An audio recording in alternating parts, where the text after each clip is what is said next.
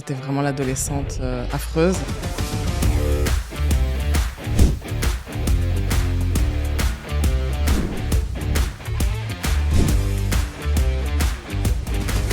J'ai décidé d'en faire mes études. Mes parents se sont encore demandé ce que je foutais. En 2013, on a pris sur un simple coup de fil la décision d'arrêter. La décision a été prise en 5 minutes. Ils m'ont dit « si tu veux, on arrête maintenant. Par contre… »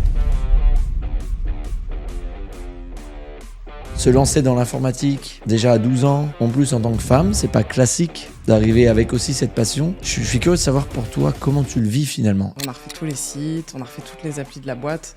Je leur ai demandé le taux de féminisation. Combien de femmes pour combien d'hommes? J'en ai déjà pleuré le soir avec des amis, de peur. Je ne voulais pas en arriver là, c'était ma hantise. Et a posteriori, quelqu'un qui remonte une société aujourd'hui, qu'est-ce que tu aimerais leur recommander? Je dirais il faut… Bonjour Corinne. Bonjour. Et j'aimerais rentrer direct dans le cœur du sujet et arriver à savoir qu'est-ce que finalement on a besoin de comprendre sur toi Corinne pour arriver à mieux percevoir, mieux comprendre la femme qu'on a devant nous aujourd'hui. Rien que ça. Moi, je suis la présidente de PAP, qui est une entreprise familiale que mes parents ont fondée en 1975. On va fêter nos 50 ans l'année prochaine.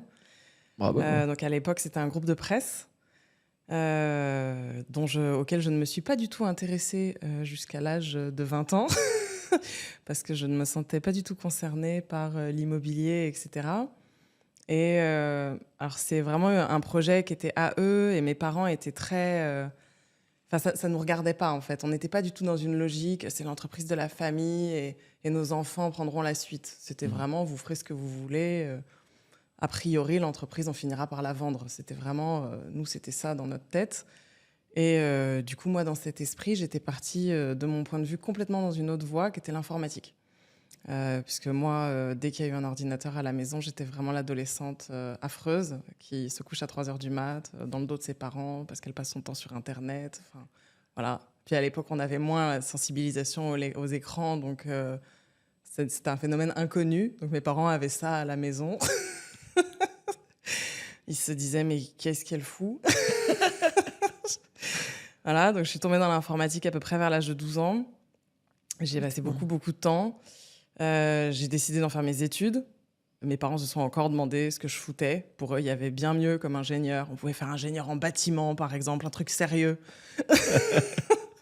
Ils étaient, qu'est-ce que tu vas faire en informatique? Je suis certaine, c'est ce que je veux faire. Pour moi, c'est magique. C'est incroyable ce qu'on peut faire avec un PC, avec Internet. Enfin, je trouvais ça magique, vraiment. Pour moi, le numérique, c'est la possibilité de faire soi-même, tout seul, des trucs tellement énormes, tellement dingues. J'adorais ça. Donc, je pars faire mes études. Je fais mon stage de dernière année chez eux. Et là, je percute qu'il y a un rapport entre ce qu'ils font et entre ce que je fais. C'est-à-dire qu'ils étaient dans une situation… ils étaient un groupe de presse moi, j'ai fait mon stage chez eux en 2006. Et donc, c'était un groupe de presse qui était en train de voir Internet arriver, de devoir s'y mettre. Donc, ils avaient déjà un site, etc. Mais pour moi, il y avait des milliards de choses à faire. J'ai fait dès mon stage, je me suis éclatée. Comme en plus, ils n'étaient pas fans, eux, de l'informatique. Ils laissaient au service de l'époque une paix royale. C'est-à-dire qu'eux, autant sur le journal, ils étaient au taquet, il n'y avait pas une couverture qui leur échappait. Autant le site internet, on pouvait bien mettre en ligne un peu ce qu'on voulait. C'était oui, faites ce que vous voulez avec ce truc. Et du coup, pour moi, ça a été un terrain de jeu de dingue. J'étais rentrée en plus en stage avec l'un de mes amis qui était à l'école avec moi, qui n'avait pas de stage. Et nous, on a créé notre trou à l'intérieur de l'entreprise. On a vraiment la caricature, développé jusqu'à minuit tous les soirs. On a refait tous les sites, on a refait toutes les applis de la boîte. J'étais freelance parce qu'à ce moment-là, j'avais pas encore… pour moi, j'étais de passage, mais j'allais faire autre chose. Puis au bout de 6 ans, je me suis dit, t'es plus complètement… Tu te serais pas un peu mouillé dans l'entreprise familiale? Les sites s'étaient largement développés. L'audience était devenue plus importante que celle de la presse. Donc là, tout d'un coup, je me suis dit, mais qu'est-ce que tu as fait, en fait? Et mes parents aussi m'ont dit, mais du coup, c'est quoi le projet, là? Bon, déjà, on m'a salariée. On a arrêté de dire que j'étais freelance. Voilà, j'ai l'engagement tardif. Et puis, voilà, moi, mon poste, il a grossi avec le numérique. En 2013, on a pris sur un simple coup de fil la décision d'arrêter la presse. Je me souviens très très bien, j'ai appelé mes parents, j'étais en train de faire un point avec la directrice relations clients, qui est aujourd'hui la directrice générale. On faisait un point sur qu'est-ce qu'on allait faire l'année prochaine, et puis la presse commençait à nous gêner dans les développements. Donc, j'appelle mes parents, je leur dis, bon, qu'est-ce qu'on fait là avec la presse? On sait très bien où ça va se terminer, donc je sais que ça ramène encore beaucoup d'argent, mais on sait que ça ne va être qu'une chute, quoi. Donc, quand est-ce qu'on arrête? Et mes parents, mais vraiment, ça s'est pris, la décision a été prise en 5 minutes. Ils m'ont dit, bah, si tu veux, on arrête maintenant. Par contre, nous, on se retire. Je dis, d'accord. Donc là, j'avais 28 ans. C'était en 2013. On a arrêté la presse et j'ai récupéré l'entreprise. Voilà, donc depuis ça, les 5 premières années, je me suis vraiment occupée de tout ça, de toute la transition numérique, comme on dit, de développer les outils, de développer les services. Et pour moi, ce qui est fondamental, c'est d'utiliser toutes les possibilités offertes par les technologies, mais en gardant l'ADN. Parce que je pense qu'en revanche, concernant les valeurs et l'ADN de l'entreprise, j'ai pas changé d'un poil par rapport à mes parents. C'est-à-dire que l'esprit est resté exactement le même. Et ils avaient déjà cette approche qui était de dire la technologie, c'est qu'un moyen. Ce qui est important, c'est la fin, c'est à quoi on sert. Et en fait, on sert à la même chose qu'il y a 50 ans. On sert à permettre à des propriétaires et à des locataires, à des acheteurs et à des vendeurs de se rencontrer, d'échanger leur logement, de les louer, etc. Enfin, de les acheter, de les vendre, de les louer, de les mettre en location vacances dans un cadre sécurisé où tout se passe bien. On est là derrière eux si jamais il y a des problèmes. On s'assure qu'il n'y a aucune escroquerie. On a un service de renseignement juridique s'il y a un conflit, évidemment, mais aussi des questions sur la fiscalité, etc. Donc de garder la dimension humaine, d'être vraiment derrière, de tout sécuriser, de faire en sorte que ça se passe bien. Donc ça, on n'a absolument pas changé d'objectif, mais on a changé de manière de le faire. Et voilà à peu près, voilà, je pense que finalement, je fais la même chose qu'eux, mais avec d'autres moyens. Voilà à peu près l'histoire de l'entreprise et du coup un peu la mienne. En tout cas, j'ai un peu raconté mon adolescence du coup. Ouais. Un grand merci. Et c'est super parce que ça nous donne déjà une vue de ton parcours finalement, même du début de l'adolescence jusqu'à aujourd'hui. Et je serais ravi qu'on prenne un moment pour les rezoomer sur quelques périodes en particulier. Et j'imagine que se lancer dans l'informatique déjà à 12 ans, j'ai envie de dire, en plus en tant que femme, c'est pas classique d'arriver avec aussi cette passion. Je suis curieux de savoir pour toi comment tu le vis finalement, avec ces parents qui ne te comprennent pas ou tu vas sur l'ordinateur à 3h du matin, toujours à surfer sur le web. Qu'est-ce qui se passe en toi finalement à cette période? En fait, pour moi, à 12 ans, l'arrivée de l'informatique et surtout d'Internet, c'est immédiatement la possibilité d'accéder à des millions de choses auxquelles j'ai pas accès facilement au quotidien. C'est-à-dire d'accéder à des connaissances, d'accéder à des personnes, d'accéder, en fait, ça ouvre le monde. C'est-à-dire pour moi, c'était une multiplication du potentiel, de ce qu'on peut faire. Et alors, je dis souvent quelque chose qui étonne pas mal les gens, c'est qu'avant de faire de l'informatique, je faisais énormément d'activités manuelles. Je faisais de la peinture, je suis pas artiste du tout, mais j'ai un côté artisan, ce qui est pas du tout la même chose. J'adore produire, j'adore créer. L'informatique a remplacé ça. J'ai vu que j'ai arrêté de faire tout mon bazar. C'était d'ailleurs beaucoup plus rangé après, parce que c'était pratique. Et ça remplace ça, c'est-à-dire ce besoin de créer et de pouvoir créer beaucoup plus. C'est-à-dire que voilà, il n'y a pas de... Parce que quand on fait des activités manuelles, on a besoin de matériel, de beaucoup de matériel. Voilà, donc il fallait tout le temps aller chercher tel pinceau, tel matériau, etc. Donc on est limité Et quand on a un ordinateur, on n'est pas vraiment limité.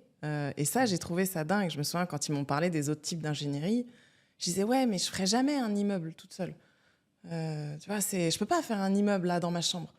Alors que je peux faire quasiment tout avec un ordinateur. Je peux faire moi-même énormément de choses. C'est-à-dire, quand ils me laissaient un sujet, je me souviens, quand j'ai commencé à travailler, que je faisais, donc j'ai rajouté beaucoup de briques, d'outils sur les sites. J'ai fait par exemple beaucoup de briques sur des outils juridiques. Je sais pas, là c'est côté location classique par exemple, mais un outil pour connaître ses plafonds de loyer dans toutes les villes où il y a l'encadrement des loyers. Donc plein d'outils, un outil pour calculer les plus-values, etc. Et j'étais avec les juristes de l'entreprise, ils m'expliquaient la loi, je faisais l'outil, je le mettais en ligne. Et le lendemain, je voyais qu'il y avait 5 000, 10 000 personnes qui avaient utilisé mon outil. Je me disais, mais c'est fou de pouvoir faire un truc tout seul et que le lendemain, il y a 10 000 personnes qui l'utilisent, qui calculent leur plus-value avec ça, ça leur a servi à quelque chose, ça leur a fait gagner du temps. Il n'y a pas d'autre discipline pour moi dans laquelle on peut aussi facilement, aussi rapidement faire autant de choses. Et ça, c'est quelque chose... c'est extrêmement gratifiant, je trouve. C'est d'ailleurs quelque chose que je dis très souvent quand je recrute des profils informatiques parce que c'est quelque chose qui m'importe beaucoup. Et du coup, ça va un peu répondre à ta question parce que j'ai pas forcément la même approche de l'informatique que un peu le profil, des fois, la caricature de geek qu'on nous présente un peu dans les médias quand on voit certains films. J'avais pas tout à fait ce profil-là. J'ai pas une passion pour les technos en tant que tels. J'ai une passion pour le fait de créer un truc qui va servir à quelqu'un. Peu importe comment. C'est-à-dire que, voilà, moi, je sais que je suis rentrée dans l'entreprise. J'avais du coup... on avait des technos qui n'étaient pas dingues, on va pas se mentir. Et j'avais du coup... qu'on a changé depuis quand même.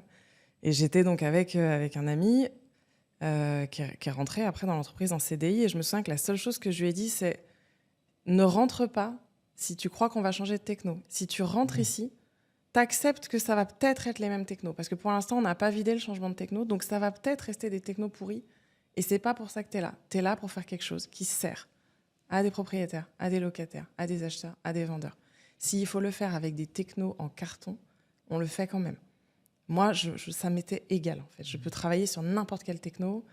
Et c'est vrai qu'il y a beaucoup de profils aujourd'hui dans l'informatique qui sont beaucoup plus... ils ont envie d'utiliser forcément les dernières technos, etc., alors qu'elles n'ont pas toujours une utilité. Moi, j'ai un côté à quoi ça sert, tout le temps. Et mon obsession, c'est de faire quelque chose d'utile. Et mon plaisir, c'est de voir que j'ai fait un service et qu'il y a des gens qui l'utilisent. Et en ça, j'ai retrouvé cette espèce de plaisir que j'avais quand je faisais des activités manuelles et que je faisais un truc et puis je l'offrais à ma grand-mère. Et ça faisait plaisir à quelqu'un et c'était utile. Et c'est une approche qui n'est pas si fréquente que ça dans l'informatique. Souvent, il y a une espèce de passion pour le pur challenge technique. Ça, je sais que je l'ai souvent rencontré dans les recrutements pour le pur côté, voilà, tel techno. Et à chaque fois, moi, c'est à quoi ça sert pour un propriétaire. Parce que des fois, il y a des technos toutes simples. Tu fais le bon outil, tu intègres du juridique, tu intègres des choses qui, justement, ne sont pas de l'informatique. Et tu fais quelque chose de super utile, qui est peut-être techniquement pas si dur que ça, mais qui est en réalité super pour le propriétaire, parce que c'était exactement la brique qui lui manquait. Donc voilà, moi, c'est ça ce que j'aime. Et c'est effectivement pas tout ce qu'on rencontre en informatique. On rencontre beaucoup de purs passionnés tech. Alors, il en faut aussi, parce qu'ils ont leur approche et puis parce qu'ils font plus de veille, etc. Donc, j'en ai aussi. Mais je pense qu'il faut les deux. Sinon, le problème qu'on peut souvent avoir si on n'a que des profils passionnés par les technos, c'est la communication avec le reste de l'entreprise. Moi, j'ai une entreprise où il y a évidemment une équipe tech, mais il y a aussi énormément de conseillers. La moitié de l'entreprise chez nous, c'est des conseillers. On a des équipes dans 7 villes de France, donc on est assez proche des clients. On a le siège à Paris où j'ai déjà un gros service client. Et puis j'ai aussi ce qu'on appelle des espaces immobiliers à Marseille, à Nice. Ce soir, je suis à l'inauguration de l'espace de Bordeaux. Bravo. Voilà, donc on a des espaces physiques où là, on a des profils qui sont... Enfin, leur cœur de métier, c'est pas la technologie. C'est l'immobilier, la location vacances, surtout quand on a des zones touristiques. Voilà, à Bordeaux, vous leur parlez des Landes, du Pays Basque, avec Toulouse aussi, le Pays Basque. Donc, ils sont très... voilà, ils sont sur le terrain. Ils n'ont pas le langage tech. Et si du coup, tu n'as que des profils très tech, il y a un écart entre les deux. Voilà, il y a vite un problème de communication. Donc je pense qu'il faut aussi des profils qui aiment bien la techno, clairement, faut aimer ça, faut aimer son potentiel. Mais il faut s'intéresser au terrain, à ce à quoi ça sert. Voilà, les clients, c'est quoi leurs problèmes, c'est quoi leurs attentes, c'est quoi leur niveau technologique aussi.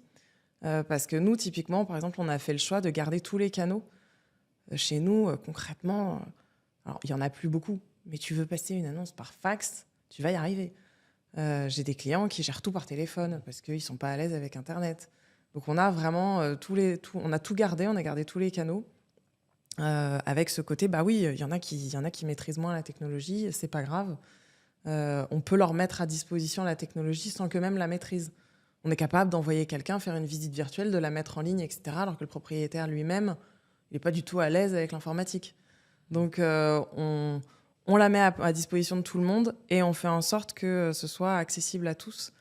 Donc voilà, moi je suis très orientée quand même usage. Voilà, c'est vraiment ce qui me plaît, c'est vraiment ce qui me satisfait, c'est que les choses qu'on fait soient utilisées. C'est beau et merci, c'est inspirant parce que cette distinction, je trouve justement dans l'informatique entre pour l'art de l'informatique et pour l'utilité de l'outil, c'est une très belle distinction que tu mets en avant, merci. Et c'est très différent et c'est pas assez évoqué. J'ai fait des conférences. Je me souviens un jour d'une conférence devant un public de CTO, donc que des profils tech. Et je me souviens, le thème était le CTO idéal.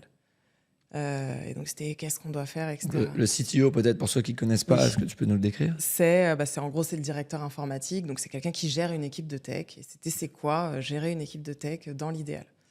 Et donc moi, j'avais été CTO, et puis aujourd'hui, je dirige. Donc j'avais un peu les deux points de vue. Et je leur avais dit, alors pour moi, le défaut numéro 1 de beaucoup de CTO, et en plus, j'étais la deuxième intervenante de la conférence, et j'avais vu déjà dans les questions qui posaient beaucoup de CTO dire comment on fait pour que l'entreprise comprenne mieux la tech, etc. Et je me souviens que je m'étais dit, je vais parler que d'une chose. Soit vous êtes dans une entreprise tech et je pense que l'entreprise vous comprend, mais si vous ne l'êtes pas, genre moi typiquement mon entreprise, vous demandez à n'importe qui dans mon entreprise notre secteur, ils vous diront l'immobilier, les vacances. Ils vous diront pas la tech. C'est l'immobilier, les vacances. C'est ça leur quotidien, c'est ça qu'on leur demande de tous connaître. On leur demande de connaître tout le territoire, de savoir les spécificités de chaque zone, les marchés, etc. Donc leur travail, c'est ça. Et du coup, la vraie question, c'est est-ce que vous les comprenez ? Et vous la posez pas assez souvent. Vous vous posez trop souvent la question de comment vous allez les convaincre d'adopter des trucs, etc. Mais la vraie question que vous devez vous poser et qu'un CTO doit se poser, c'est comment j'apporte de la valeur dans une entreprise, comment je suis utile dans ce secteur, comment je connais les problèmes qu'il y a à régler et comment je les règle. Et pas comment je convainc tout ce beau monde d'adopter telle ou telle techno, etc., qui n'a peut-être pas d'utilité. Je me souviens quand même, j'ai eu des dirigeants d'entreprise qui m'ont raconté des anecdotes que j'ai des fois trouvées lunaires, qui étaient exactement cette espèce de conflit entre des techs et des personnes pas tech. Je me souviens d'un directeur d'entreprise qui m'avait raconté une refonte de site sur une nouvelle techno où l'équipe tech n'avait pas vu que la techno en question allait leur faire perdre tout leur référencement et n'ont pas mis en place ce qu'il fallait. Et les gens en face, ils avaient accepté la refonte technique. On leur avait dit c'est une techno qui est plus moderne. Donc, je vois très bien la techno. J'ai déjà eu des devs qui m'ont demandé de passer sous cette techno et je leur avais dit comment vous faites pour le référencement dans Google. Et ils m'avaient sorti, c'est hyper compliqué. J'aurais dit, écoutez, vu l'importance pour nous du référencement dans Google, ça ne vaut pas du tout le coup. Cette techno-là n'est pas adaptée du tout à ce qu'on fait. Et donc, chez nous, on ne l'avait pas adoptée. Et lui m'avait raconté qu'il l'avait fait, qu'ils avaient perdu 70% de leur audience. Wow. Et j'aurais dit, c'est quoi les gains, en fait ? C'est à part le plaisir de tes techs d'avoir adopté cette nouvelle techno, qui est aujourd'hui déjà morte. Hein. Je dis, les technos passent, les problèmes des clients restent. Hein. Donc, j'arrive à se poser la question de l'utilité. Et donc, quand on est tech, essayer d'être compris tout le temps. Moi, honnêtement, quand je travaillais dans l'entreprise, je racontais pas ma vie sur les technos et tout ce qui... on fait de la veille, évidemment, mais je raconte pas ça à tous mes conseillers. Ce soir, je vais à une inauguration à Bordeaux, je vais rencontrer des propriétaires qui ont des biens en location, qui vont me raconter. Je vais pas leur raconter qu'on vient de migrer sous une nouvelle techno et qu'on a tel système de base de données hyper performant. Et je vais pas parler de ça. On va parler de propriété, on va parler de location. Ils vont me raconter leurs problèmes, ils vont me parler de rénovation énergétique, je le sais. C'est ça la vie de mes clients. Ouais. Comment je règle leurs problèmes, honnêtement, ça les intéresse pas forcément trop. Eux, ce qui les intéresse, c'est moi, je fais de la location vacances, voilà les difficultés que je rencontre, j'ai quelle stratégie immobilière, est-ce que j'achète pas, comment elle marchait, j'ai trop de charges, j'ai la taxe foncière qui augmente. Voilà ce qui intéresse les gens qui font de la location vacances. Pas comment on règle les problèmes techniques. Donc c'est vraiment un débat, à mon avis, qui manque dans la tech. L'usage, l'utilité. Là, on a Magnifique. évidemment intégré un peu d'IA, et les gens ne le voient même pas. Les gens ne savent pas où on utilise l'IA sur notre site. Voilà. Oui, donc c'est pas l'objectif. C'est pas l'objectif de leur C'est dire, voilà, bah là, c'est de l'IA. Enfin, Ouais. le client s'en fout, il veut qu'on règle son problème. Ok. Voilà mon profil. Et peut-être, peut-être qu'il est un peu lié au fait qu'effectivement, je suis une femme dans l'informatique. Puisque tu demandais si c'est facile ou pas. C'est vrai que, alors pour le coup, en école d'ingénieur, j'étais très, très, très minoritaire. J'ai un beau C'était quelle fils. école? J'étais à Bordeaux, à l'ENSERB. Aujourd'hui, c'est l'ENSERB Matmeka. Ok. Voilà. J'ai aujourd'hui, j'ai 2 beaux-fils qui ont 17 et 20 ans, qui sont... alors, il y en a un qui est en système embarqué et il y en a un qui vient de démarrer une licence informatique. Je leur ai demandé le taux de féminisation. Ça ne s'est pas arrangé du tout. C'est-à-dire combien de femmes pour combien d'hommes? 10%.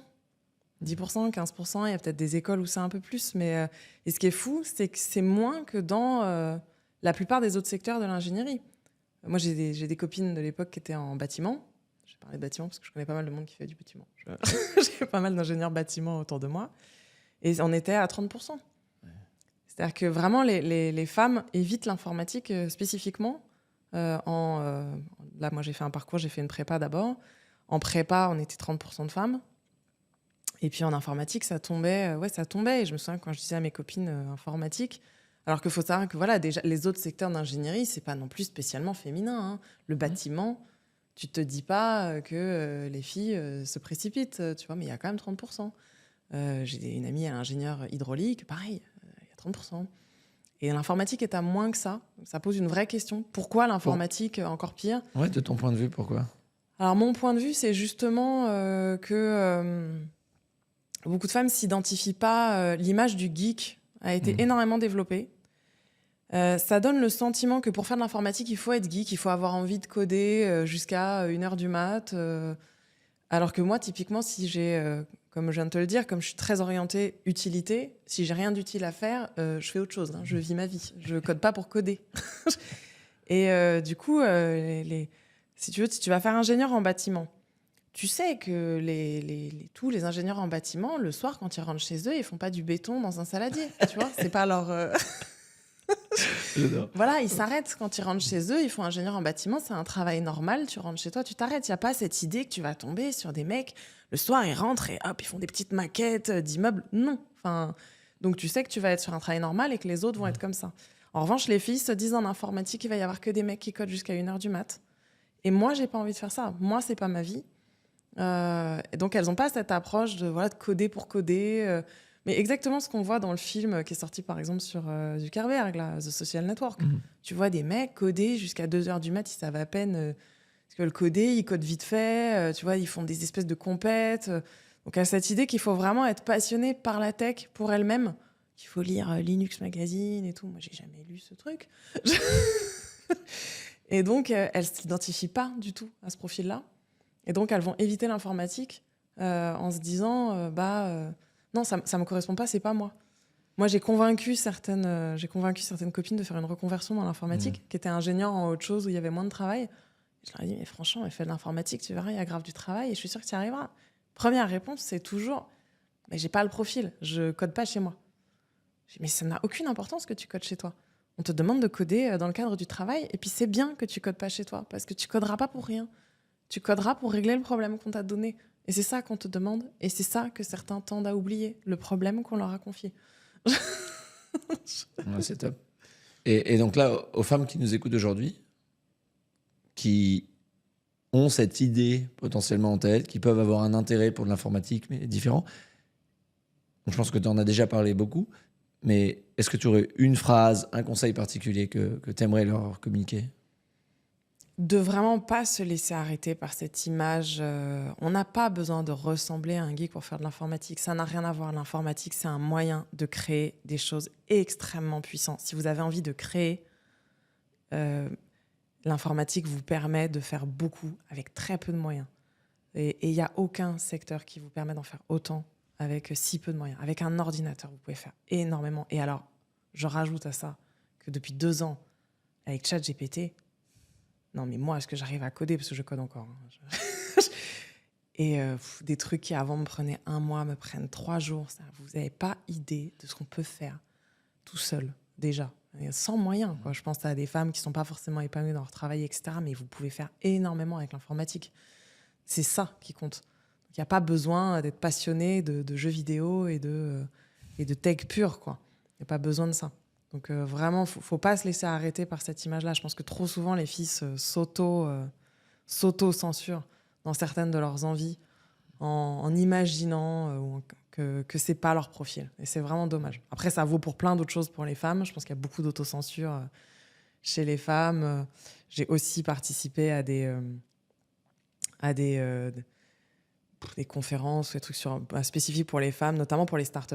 Parce que le milieu des startups, c'est pareil. Il y a très peu de femmes qui créent des startups. Et j'avais participé notamment à des événements sur la question du financement, où elles constataient que les femmes qui créent des startups, quand elles demandent du financement, en demandent beaucoup moins que les hommes. Je me souviens, la personne qui intervenait avait donné un conseil qui m'avait frappé. Elle avait dit « Demandez un montant qui vous fait honte.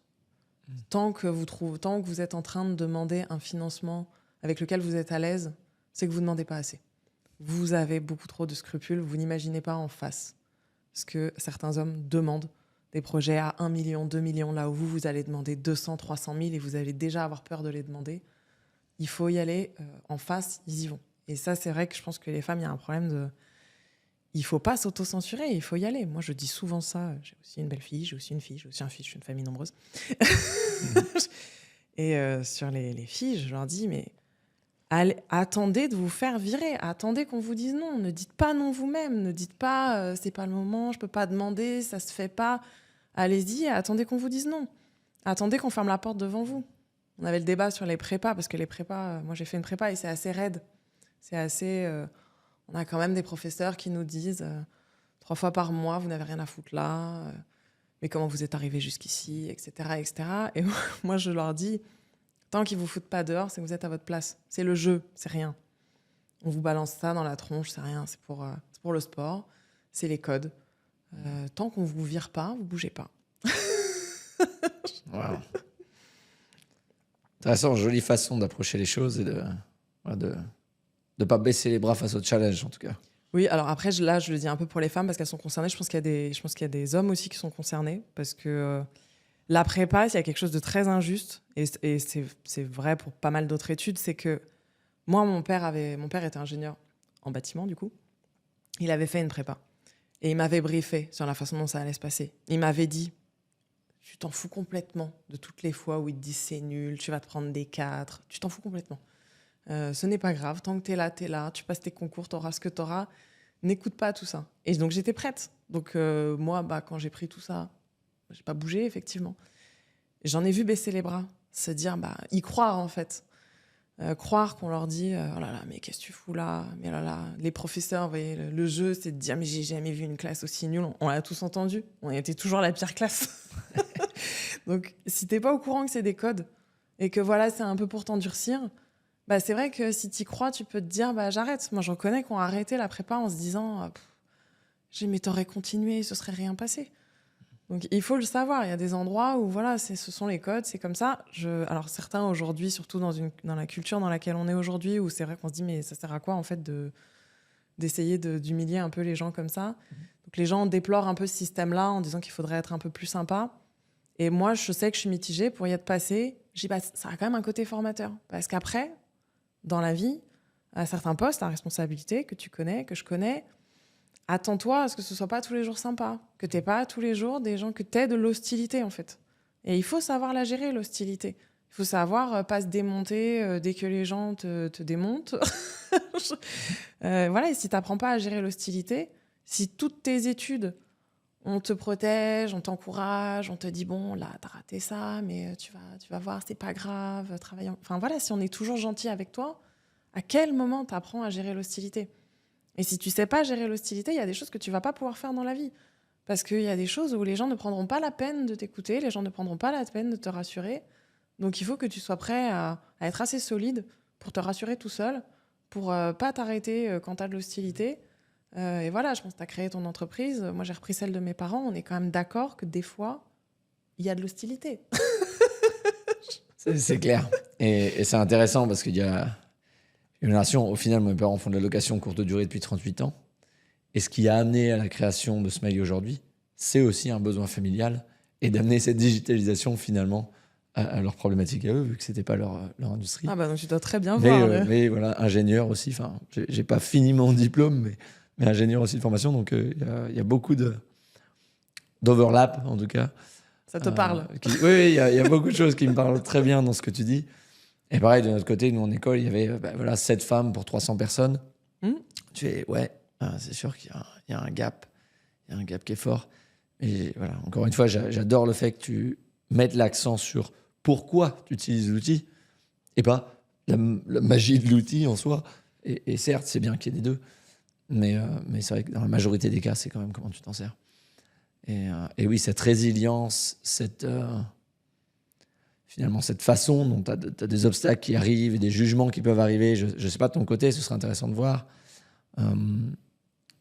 Mais les a priori qu'il peut y avoir finalement du monde extérieur en disant « Ah bah oui, c'est facile, t'es la fille de... » et ces choses comme ça. « Ah bah oui, pour toi, c'est évident, la société est déjà là, t'as rien à faire. » Est-ce que toi, tu as vécu ce genre de choses? Comment ça s'est passé de ton côté? Alors, moi, j'ai toujours pris avec beaucoup d'humour. C'est-à-dire que quand les gens me disaient, notamment quand j'avais 28 ans, il y avait quand même un côté, t'es hyper jeune pour diriger une boîte. Et donc, moi, je disais tout de suite, je disais, non, t'inquiète, il y a une astuce, je suis la fille des patrons. Je disais, on va désamorcer tout de suite, on va même pas commencer, parce que bon, il faut quand même être lucide, j'aurais jamais dirigé une boîte à 28 ans, je pense, si c'était pas celle de mes parents. Donc, il faut pas nier le raccourci que t'as pris. Tu vois, ça ne sert à rien de nier la chance que t'as eue, de nier le raccourci que t'as pris, et d'essayer de faire croire à tout le monde que t'es arrivé là par tes propres moyens. Quand t'as eu de la chance, et j'ai eu de la chance de base déjà pour l'éducation, parce que voilà, j'ai pas été dans une famille, enfin voilà, quand je te dis mon père était ingénieur, enfin là j'ai été briefée. Puis voilà, financièrement évidemment, il n'y avait pas de difficultés majeures. Donc oui, j'ai eu de la chance et je pense que quand on en a, il faut pas la nier. Il faut pas essayer de se battre. Il faut juste se dire, bah t'as de la chance, donc bah du coup tu dois aussi essayer de faire au mieux après. C'est-à-dire que ça te donne une forme de responsabilité, de devoir. C'est-à-dire que par contre, c'est vrai que je pense que mes parents devaient avoir presque moins peur que moi de couler l'entreprise. Tu vois, c'est plus dur. Enfin, t'as créé ton truc, tu le détruis. Bon, quelque part, c'est ton truc, t'avais le droit de le détruire. Moi, en tout cas, à l'époque où je faisais mes pauvres petites créations artistiques, si je les cassais, c'était les miennes quand même. Et je sens que mes parents, ils avaient ils ont pris des risques, ils ont fait des choses. Moi, je pense que dans les premières années, ma pire difficulté, c'était la peur du risque parce que j'avais le sentiment qu'on m'avait donné quelque chose que je devais absolument protéger. Et donc, et parce que voilà, on me l'a donné, ils me l'ont donné. Enfin voilà, ils m'ont donné quelque chose qu'ils ont construit. Donc je peux avoir ce côté. La première chose à faire, c'est d'en prendre soin. Et j'avais plus cette difficulté-là, voilà, de prendre des risques. Mais c'est vrai qu'après, voilà, pour les gens, je pense que j'ai jamais nié la chance que c'était, le raccourci que c'est. Évidemment, le fait qu'aussi, parce qu'évidemment, il y a le côté tout simplement transmission factuellement, mais il y a l'éducation que c'est d'avoir des parents qui ont créé son entreprise. C'est du quotidien. C'est-à-dire qu'en plus, mes parents ont créé l'entreprise en couple. Autant te dire que les dîners... les dîners à la maison, on a un petit peu entendu parler de tout. Donc, c'est une formation dingue. C'est-à-dire qu'ils parlaient de travail, mais tout le temps, mes parents. Enfin, voilà, les débats de l'entreprise, ils disaient souvent les assemblées générales. Enfin, voilà, c'est à la maison, quoi. Donc on baignait dans cette culture-là. Donc c'est une formation qui est quand même énorme. sur plein d'aspects. Enfin, évidemment, la gestion d'entreprise, mais voilà, le management, les difficultés. Donc voilà, c'est un raccourci à plein de titres. Et il faut jamais prétendre le contraire. Il faut jamais prétendre que tu t'es fait tout seul quand c'est pas du tout le cas. Bon, moi, je pense qu'il y a très peu de gens qui se font tout seuls. Je pense que quand même, voilà, on se rend pas compte de tout ce qu'on nous a transmis, de partout, de tout ce qu'on a appris. Donc, je pense que ton enjeu, quand tu as cette situation-là, c'est plutôt de te montrer à la hauteur de ça. C'est de te dire, par contre, une fois que tu as cette chance-là, tu te dois de travailler. Tu ne te reposes pas sur ce qu'on t'a donné. Tu travailles pour le faire fructifier. Tu travailles pour en faire quelque chose.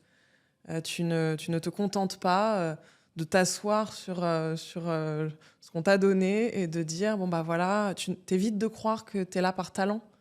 C'est pas du talent, c'est du travail. Moi, je me suis jamais crue talentueuse. Je me suis toujours dit, voilà, j'ai eu de la chance sur ce qu'on m'a donné. Et maintenant, il faut que je travaille pour en faire quelque chose. Pour le coup, j'ai énormément travaillé. Je travaille beaucoup. Je pense qu'il n'y a personne qui peut le... Après, c'est la culture aussi chez moi. Donc voilà, j'ai ce côté, il faut le mériter. Il faut mériter ce qu'on t'a donné. Tu le mérites a posteriori, puisqu'on te le donne avant, tu dois le mériter après. Mais il faut quand même le mériter. Du coup, en interne, j'ai pas eu... j'ai quand même beaucoup travaillé avant d'être... je suis rentrée dans l'entreprise en 2006. J'ai récupéré du coup l'entreprise en 2013, donc j'ai travaillé plusieurs années avant. Donc l'entreprise m'avait beaucoup côtoyée. Donc, puis il y avait quelque chose de rassurant dans le fait que ça allait pas être vendu. C'est-à-dire que ça fait plutôt peur aux salariés, la vente, surtout dans une entreprise où il y a un ADN fort, des valeurs, etc. La vente, on se dit tout ça va se perdre. Donc la reprise était plutôt bien accueillie, le fait que finalement ça allait être moi, et puis ça faisait longtemps que toute l'entreprise me connaissait. Donc c'était plutôt rassurant. Donc j'ai pas eu trop de problèmes honnêtement en interne. En plus, j'ai appris a posteriori qu'avant de me nommer, mes parents avaient peur de manquer d'objectivité me concernant. Et ils avaient très très peur. De toute façon, mes parents depuis le début, comme mes parents, ils ont créé l'entreprise, ils sont partis à peu près de rien. Hein. Ils ont créé l'entreprise avec vraiment pas grand-chose à 25 ans, donc très jeune. Et je crois que même les banques les suivaient pas. Enfin, ils sont partis de rien. Et pour le coup, ils venaient pas du tout d'une famille d'entrepreneurs. Est-ce que tu peux nous en dire un petit peu plus donc, sur l'histoire de tes parents? Quand eux, finalement, ils se retrouvent à 25 ans à créer PAP, donc là, ce magazine, à travailler ensemble, ce qui est aussi pas fréquent, et j'ai envie de dire encore moins à l'époque. Et donc, quel est un peu leur parcours et leur expérience à ce moment-là? Alors, mes parents, effectivement, ils créent l'entreprise à 25 ans. Ils ont, d'un côté, mon père, un parcours, il est ingénieur en bâtiment, et ma mère, c'est plus chaotique. Elle a fait un peu de droit, un peu de lettres, un peu de beaux-arts. En tout cas, aucun des deux n'a fait d'études de commerce. Donc, ils ont créé une entreprise. Eux, ils ont vraiment une idée. Ils ont un projet qui vient de leur expérience personnelle, là encore. Ils ont cherché un logement. Ils ont trouvé que voilà, s'il pouvait y avoir un journal qui regroupe tout, ce serait quand même plus pratique. Mais ils sont incapables de le présenter à des banquiers. Ils sont incapables de faire un business plan. Ils n'ont pas du tout les codes. Donc, ils vont se prendre essentiellement des refus. Et donc, ils vont y aller avec vraiment des économies personnelles. Ma mère a fait quelques petits jobs, dont un dans la presse, qui va lui permettre d'avoir quand même une idée de comment on fait un journal. Et mon père a travaillé 1 an après ses études d'ingénieur en bâtiment. Donc, il a fait 1 an ingénieur. Ils habitent dans un tout petit appart, donc ils font beaucoup d'économies. Ils mettent toutes leurs économies dans la création du journal. Et ils partent comme ça, tous les deux. Donc beaucoup travaillé. Ils m'ont dit que les 4 premières années, ils avaient absolument pas de vie. Ils étaient vraiment, je pense, à 80 heures par semaine, donc énormément de travail. Ils ont 2 profils très complémentaires. Mon père est assez cartésien, rationnel, très synthétique. Voilà, il prend des décisions et je pense que c'est lui aussi qui a pas peur du risque. Je pense que ma mère, sans lui, aurait eu peur. Elle n'aurait pas forcément... Et ma mère, en revanche, c'est une énorme bosseuse, très créative. Et c'est elle qui a la conviction. C'est-à-dire que ma mère, vous voyez, le premier journal qui est collector chez nous, il y a un genre de manifeste. Il y a écrit, voilà pourquoi on est là, voilà pourquoi on existe. Ça, c'est ma mère.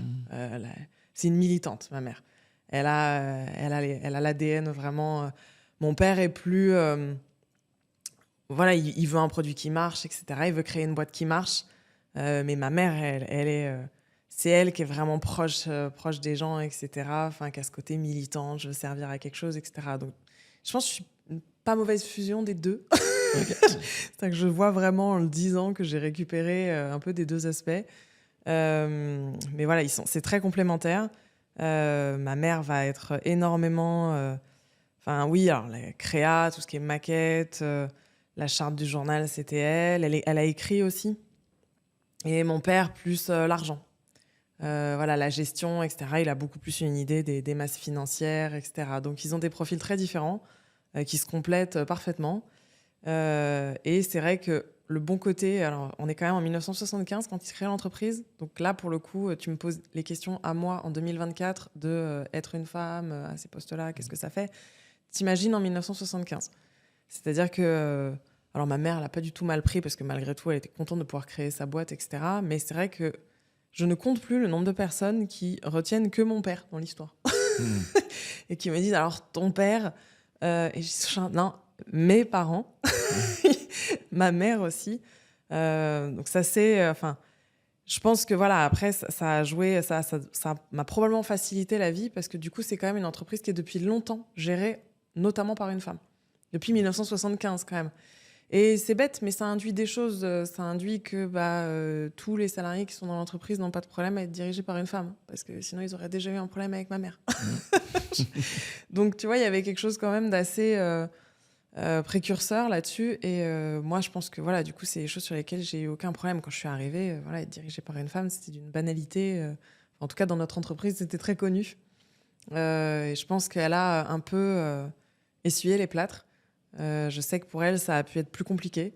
Ce qui est marrant, c'est que des fois, j'ai l'impression qu'elle s'en est même pas rendue compte elle-même. C'est moi, des fois, elle me raconte des trucs et je lui dis, mais t'as pas pété un câble là quand pour la millième fois, on t'a pris pour la secrétaire de papa? T'as pas commencé à en avoir marre? Et elle me dit, oh, je sais pas, j'écoutais pas. Je dis, ouais, ok. Non, mais moi, ça m'aurait énervé un petit peu quand même. Hein. Mais elle était dans son truc. Mais oui, ça, être prise pour la secrétaire de mon père, mais tout le temps. Tout le temps. Puis l'immobilier, c'est quand même un milieu qui était assez masculin aussi à l'époque. Donc ça n'a pas été forcément facile pour elle. Mais du coup, moi, je dois reconnaître que elle a ouvert la voie. On est un peu plus nombreuses aujourd'hui dans l'immobilier et dans le secteur. Et pendant longtemps, c'est vrai que c'était très masculin. Voilà. Et donc mon père, après, c'était pratique. En même temps d'avoir mon père pour le côté... voilà, la crédibilité, etc. Mais après, dans les années 90, ça a commencé à changer. Ma mère, dans les années 90, a eu le prix de la femme d'affaires de l'année. Bravo. Donc c'était le moment limite où ça s'inversait, où mon père, quelque part, on lui donnait pas un prix de l'homme d'affaires de l'année, Mhm. alors que bon, ils avaient fait le même boulot, mais il y avait un côté oui, mais pour elle, ça a dû être plus dur parce que c'est une femme. Donc elle a eu des prix. Et moi, un truc dont je me souviens que je détestais, c'est qu'ils étaient souvent invités dans des émissions parce qu'ils étaient en couple aussi. Et ça intéressait limite de manière un peu voyeuriste les gens. Il y avait un côté, aujourd'hui, je pense que ça, on ferait plus ça, mais il y avait ce côté,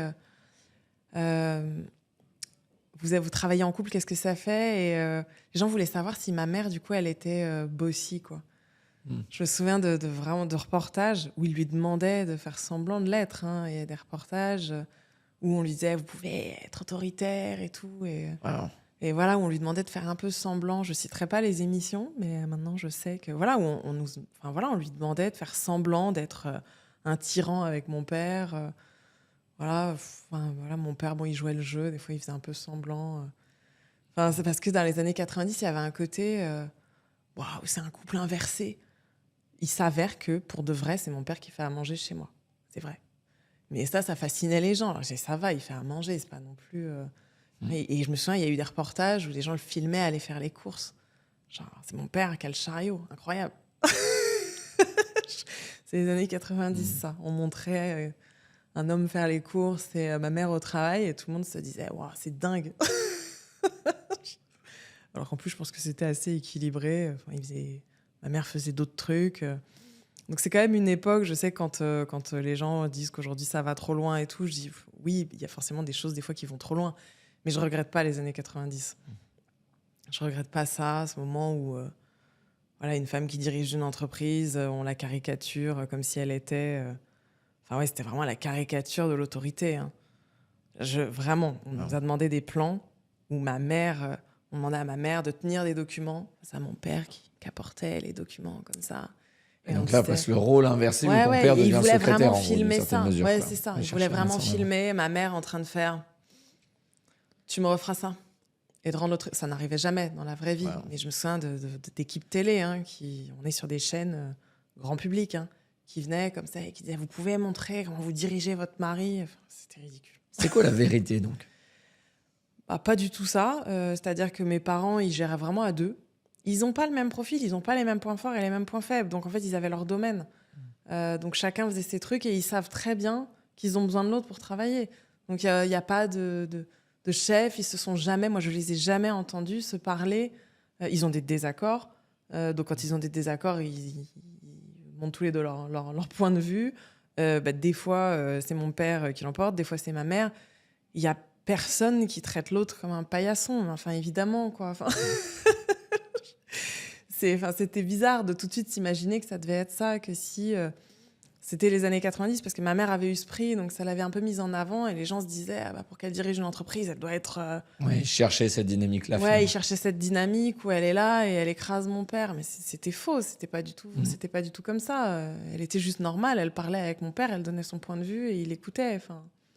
Et je serais très intéressé, et je pense pas mal de personnes de notre audience aussi, sur comment tu vois l'énergie masculine et l'énergie féminine au sein du leadership d'une société, donc qui est au-delà finalement de son sexe, mais qui va être cette énergie peut-être très directive, comme j'ai l'impression qu'ils essayaient d'amener finalement à ta mère, ou cette énergie qui va être plus ouverte, qui va être plus dans l'accueil et dans l'écoute. Et comment tu vois ces deux choses-là? Est-ce que pour toi il y a une différence? Est-ce que c'est plus une phase de période avec qui tu communiques? Comment tu vois ça, en fait? Alors, nous, on est dirigés aujourd'hui par... moi, donc, de toute évidence, je suis une femme et j'ai une directrice générale qui est une femme aussi. Donc, aujourd'hui, à la direction, on est une équipe exclusivement féminine. Alors, j'aime pas forcément trop dire les femmes sont comme ci, les femmes sont comme ça, parce que tout ça... pareil pour les hommes, parce que évidemment, tout ça peut changer. Je pense qu'il y a quand même beaucoup de culturel, il y a beaucoup d'apprentissage. Il y a beaucoup de codes. Enfin, je pense que c'est des choses qui ont déjà été évoquées, mais c'est vrai que la question de l'autorité, par exemple, pour une femme, peut être un peu compliquée parce que c'est plus... on nous apprend un peu moins, où on a moins d'images, où il y a un côté pour les femmes, être en colère, être énervée, on évite de traiter d'hystérique. On connaît les doubles standards. T'es un homme, tu t'énerves, voilà, c'est que t'as de la poigne. T'es une femme, tu t'énerves, c'est que t'es dominé par tes émotions. Il y a beaucoup de... Ça, c'est au-delà de l'entreprise. C'est vrai que c'est pas la même lecture. Il y a l'inverse pour les hommes. C'était une femme, t'as un peu une faiblesse, ça va, c'est toléré. T'es un homme, t'as jamais le droit d'avoir un coup de mou, une faiblesse, etc. Faut que tu sois un rock. Donc je pense que chacun a un peu sa pression sociale. Pour moi, il y a de toute évidence une pression sociale qui est quand même différente chez les hommes et chez les femmes. Des modèles qui sont différents. Et donc, ça peut faire qu'il y a des qualités, on va dire, qu'on trouve plus fréquemment chez les femmes et des qualités qu'on trouve plus fréquemment chez les hommes. Donc, c'est un peu celle que tu as citée. Probablement que les femmes, encore une fois, il y a des exceptions à tout, mais bon, qu'il y a un peu plus d'écoute, d'empathie et de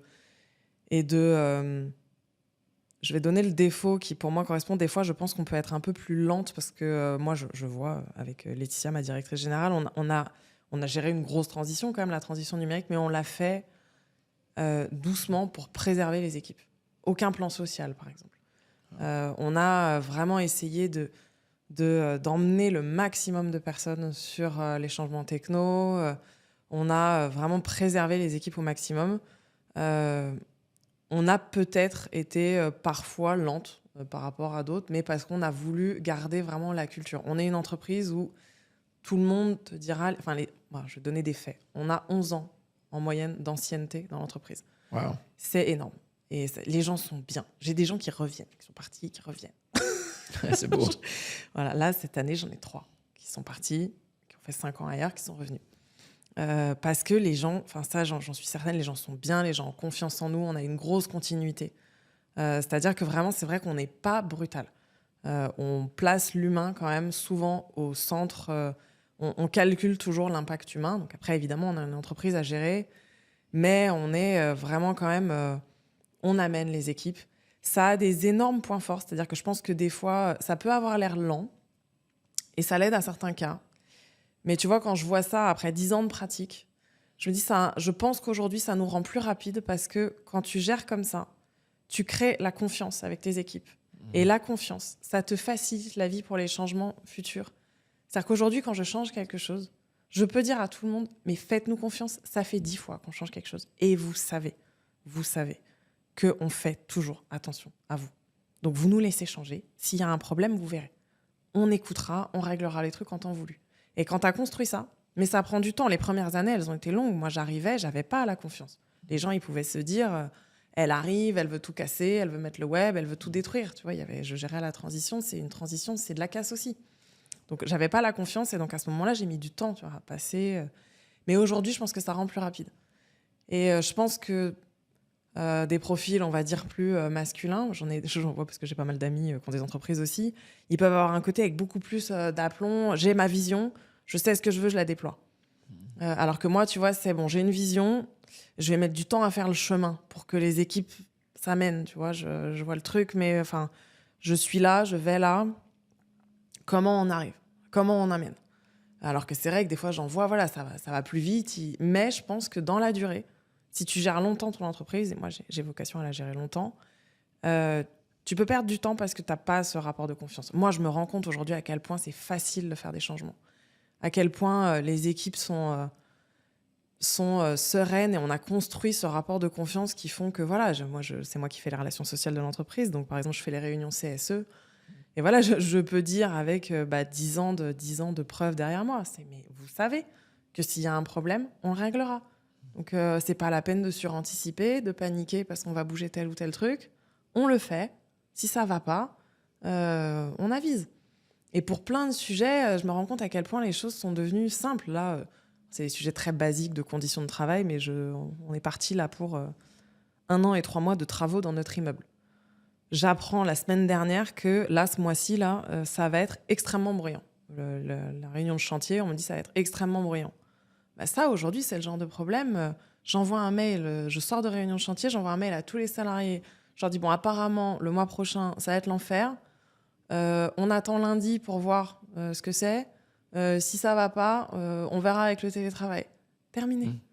Il y a rien, j'ai même pas besoin d'avoir tout le CSE à convoquer, de discuter de comment on gère ça, etc. Tout va vite une fois que tu as la confiance. C'est un paramètre qu'on peine à quantifier, dont on parle pas souvent, qui met du temps à construire. Mais je pense que dans la durée, quand tu es là pour rester, quand je vois des entreprises qui sont très, vous voyez, où il y a des virages à 180 degrés, hyper brutaux, d'une année sur l'autre, il n'y a pas cette continuité. Alors, c'est vrai que souvent, c'est des entreprises qui ne sont pas familiales, avec tu vois, des dirigeants qui changent tous les 5 ans. Ils arrivent, ils ont leur vision, ils font tac, tac, tac, ils ne font pas dans la dentelle.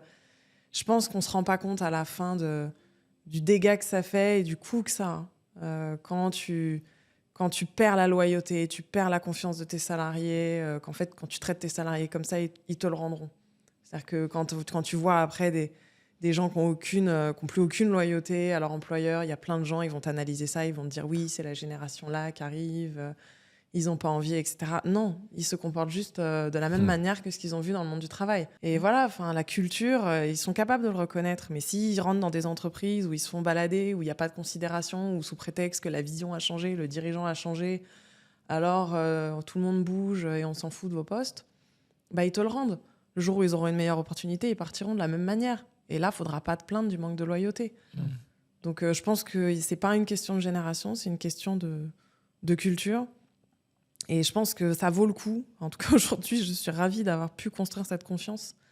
Et peut-être, à l'époque, je ne l'ai pas fait de manière calculée. C'est-à-dire que ce que je te dis là, je te le dis a posteriori. C'est un constat. Mais peut-être que j'ai plutôt eu tendance à faire ça parce que je suis une femme et que de toute façon, j'aurais eu énormément de mal, en fait. Moi, je me souviens, je vais être honnête, hein, la première partie avec la transition numérique, j'avais peur de devoir faire un plan social. J'en ai déjà pleuré le soir avec des amis, hein, de peur. Je ne voulais pas en arriver là, c'était ma hantise. Et donc, et des fois, voilà, j'étais en galère. Je me disais, ça va pas être possible, j'arrive pas à trouver. Pour te dire jusqu'où ça va, c'est que des fois, j'essayais de réfléchir aux missions en fonction des gens que j'avais. En me disant qu'est-ce que je peux leur faire qui a suffisamment de valeur pour que je le garde. Tu vois, donc ça peut être une vraie prise de tête de réfléchir comme ça. J'avais des amis entrepreneurs qui avaient un côté, tu te noies, tu perds le nord. Enfin, tu sais très bien que c'est pas là où il faut aller et tout. Enfin, tu vois, parce qu'on a préservé certains magazines, parce que j'avais pas encore de quoi occuper les équipes. Donc je disais, bah non, moi je le garde, parce que de toute façon, si j'arrête ce magazine, ça sert à rien, parce que j'ai quand même les équipes et que je peux pas leur faire autre chose pour l'instant. Donc j'attends d'avoir trouvé autre chose à leur faire. Et voilà, quand tu regardes ça, moi en tout cas, j'ai eu des amis masculins qui me disaient pourquoi tu te prends la tête, c'est pas ta vision du truc. Et je disais parce que je peux pas me séparer des gens comme ça. Ces gens, ils sont là depuis 20 ans, ils sont attachés à la boîte. Je ne peux pas, ça me rend malade. Ouais, j'entends, ça a l'air d'être vraiment l'humain avant tout. Ouais. Et a posteriori, quelqu'un qui remonte une société aujourd'hui, qui peut avoir cette différente phase d'évolution, qu'est-ce que tu irais leur conseiller justement pour avoir s'ils ont cet intérêt de culture, parce que je pense que tout le monde ne l'a pas, mais quelqu'un qui a cet intérêt-là, mais qui ne sait pas forcément comment l'exécuter, qu'est-ce que tu aimerais leur recommander ? Cet intérêt pour l'humain ? Pour arriver à mettre l'humain au centre et à trouver finalement cet équilibre où tu arrives quand même à faire tourner une société, parce qu'il y a aussi ces enjeux-là, où tu as besoin que ça marche pour l'ensemble, en tout cas de mon point de vue. Mais comment tu arrives à faire le maximum pour la reconversion de certaines personnes, pour comment les considérer, quel est ton process, toi, mental ? Et tu en as déjà pas mal parlé, mais on va dire, si tu devais conseiller à une personne comme toi, 10 ans plus tôt, qui revit cette expérience finalement, quels sont les raccourcis que tu aimerais lui partager ? Ah, des raccourcis. Est-ce qu'il y avait des raccourcis ? C'est difficile d'avoir un raccourci dans la confiance. Tu vois, il y a des trucs, c'était lent, mais oui, parce que les gens me connaissaient pas et que c'est long d'établir des relations avec les gens et que les gens, en fait, tu as besoin de faire tes preuves devant les gens. Donc, effectivement, il faut faire ses preuves. Après, je dirais, il faut toi-même avoir confiance. C'est-à-dire que si tu pars avec l'idée que les gens... Moi, j'ai tendance en management, j'ai vraiment une tendance à la confiance. J'ai vu des fois des managers, on a tous eu des fois des déconvenus, on a tous eu des fois des déceptions. Le moment où tu te rends compte que telle personne que tu croyais impliquée, elle l'est pas du tout, elle est partie. Moi, j'avais eu, encore une fois, mes parents m'avaient raconté une expérience. Ils ont créé la boîte, ils étaient extrêmement investis dans leur projet, évidemment. Puis ils grossissent un peu, puis tout d'un coup, ils ont une dizaine de salariés. Et là, ils en ont un qui monte un peu le reste de la boîte sur les conditions de travail, alors que la boîte était encore fragile. Tu vois, ils étaient une dizaine, c'était encore un peu fragile. Et puis, ils montent un peu les autres sur les conditions de travail et ils ont une grève. Et ma mère, c'était pour elle une trahison absolue. C'est-à-dire qu'elle a... ils m'ont raconté l'histoire pas mal de fois. Pour le coup, tu vois, tu vas très bien comprendre la complémentarité des profils. Ma mère, elle est restée bosser parce qu'il y avait du boulot. C'était à l'époque, ils bossaient tous dans le même bureau. Elle a pleuré toute l'après-midi derrière son PC. Mon père a géré la situation. Mon père, il les a vus tout le monde un à un. Il a vu tout le monde un à un. Donc, il a identifié qu'il y en a un qui avait un peu monté le crâne des uns et des autres. Il leur a acheté une machine à café et tout le monde est retourné à bosser. Donc, tu vois, ça va au niveau des revendications. On n'était pas sur un truc dingue, tu vois. C'était, en fait, il n'y avait pas grand-chose, tu vois. C'était un truc qui était monté. Et ma mère, elle se sentait trahie.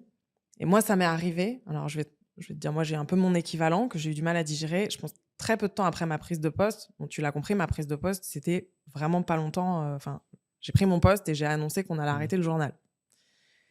J'ai une équipe qui n'est pas venue me voir et qui a directement appelé l'inspection du travail. Et j'ai reçu l'inspection du travail quand ils t'appellent. Le ton est, et moi je ne savais pas à l'époque, mais c'est hyper hostile. Ils t'envoient des courriers, mais tu les as jamais vus. Hein. Tu reçois un courrier, tu te fais... c'est vraiment, j'apprends que vous faites ça, vous mettez vos salariés dans la plus grande inquiétude, donnez-moi ça, pour me prouver que ça. Tu te prends ça, tu as l'impression que c'est la police, quoi. C'est assez horrible. Moi, j'ai quitté le boulot. À ce moment-là, j'ai reçu ce courrier, je suis partie. L'équipe qui avait fait ça, le fait qu'ils ne soient pas venus me voir... Qu'est-ce que tu ressens précisément à ce moment-là ? La trahison, comme ma mère, la trahison. Ouais. Et en toi, ça fait quoi ? Ah, t'as la boule là. Moi, j'ai quitté le bureau. Je me souviens, je suis restée... j'ai appelé ma mère d'ailleurs. j'ai appelé ma mère, j'ai dit mais pourquoi ils ont fait ça, pourquoi ils sont pas venus me voir, enfin j'étais dans un état, je pense que j'étais exactement comme elle sur la grève, c'est pourquoi ils ont fait ça, etc. Et je veux plus les voir du coup. J'ai ce côté, je veux pas les voir, je veux pas travailler avec eux. J'ai pris l'après-midi pour me calmer. Et là, justement, le point important, c'est tu dois te calmer et c'est toi qui vas retourner discuter. C'est toi, en fait, qui va y aller. En fait, c'est toujours à toi d'amener la confiance en premier. C'est-à-dire, si tu attends pour avoir confiance en quelqu'un que lui ait confiance en toi, tu verras, il n'y aura pas grand monde, en fait. Si tu veux créer de la confiance, c'est à toi de la donner, c'est à toi de la garder, même si des fois, tu as été déçu, même si des fois, il y a des gens qui ont fait des trucs. C'est des choses qui se sont reproduites dans l'histoire de l'entreprise. Les 3/4 du temps, exactement comme pour cette grève initiale que mes parents ont vécue, c'est beaucoup moins grave que ce que ça a l'air. Il y a 4 ans, j'ai eu, dans une équipe et sur les responsables, j'ai eu une pétition. En disant, pareil, une plainte, etc. Les responsables étaient, pareil, se sentaient trahis, enfin, le truc habituel. Je me souviens, moi, je dis, mais tu prends la pétition, on va réunir tous les signataires de la pétition. Dès qu'on a été en face, mais tout de suite, mais ça s'est effondré, c'était un peu toujours le même truc. Oui, il y avait eu quelqu'un qui avait il y en avait la moitié qui ont dit non, mais on n'a pas lu ce qu'on a signé. Tu te rends compte qu'en fait, ça va. Et donc, il faut pas partir. En fait, il faut pas escalader. Et des fois, c'est humainement, des fois, quand tu te sens trahi et tout, tu peux escalader, tu vois. Après, tu peux en vouloir aux gens, etc. Moi, maintenant, j'essaie vraiment de me dire non, ils pensent probablement pas ça. On va probablement réussir avec une discussion à se mettre d'accord. Faut pas. Faut jamais rompre le dialogue, faut jamais. Et il faut toujours toi-même insuffler de la confiance. Fais confiance d'abord. Et il faut réussir, du coup, tu as parlé de résilience tout à l'heure, et je pense qu'il en faut. J'en ai vu, notamment des responsables d'équipe, ne pas se remettre de certaines trahisons. Tu sais, quand tu as passé du temps, tu as formé, etc. Et du coup, après, changer de mode de management, en ayant un mode plus froid, plus formel, en se disant, voilà, moi, c'est bon, on ne trahira plus. Je m'investis plus comme ça, etc. Et j'ai maintenant, c'est une erreur, en fait.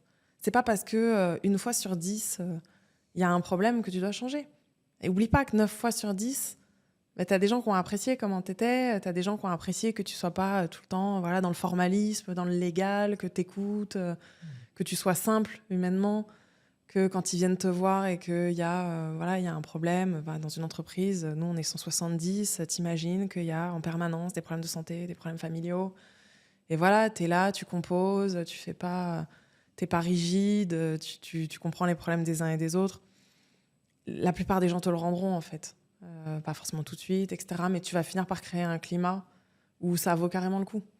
Et c'est pas parce que des fois, il y aura toujours des cas où ça marche pas et où oui, il y a quelqu'un qui te fait quelque chose que tu dois changer. Ça, c'est vrai que c'est un peu, tu sais, des fois, on dit qu'il faut apprendre de toutes ces erreurs et tout. Moi, je dis, non, il y a des erreurs, il faut les laisser. C'est pas forcément une erreur.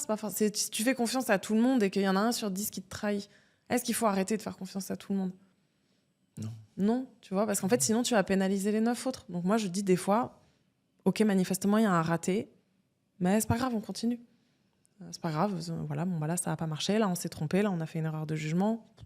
Ok, c'est pas grave, parce que pour tous les autres, c'est quand même mieux comme ça. C'est un truc que je redis souvent dans l'entreprise, tu pénalises pas tout le monde pour le problème de quelques-uns qui effectivement, à un moment, ont fait quelque chose de pas correct, alors que toi, t'avais été sympa.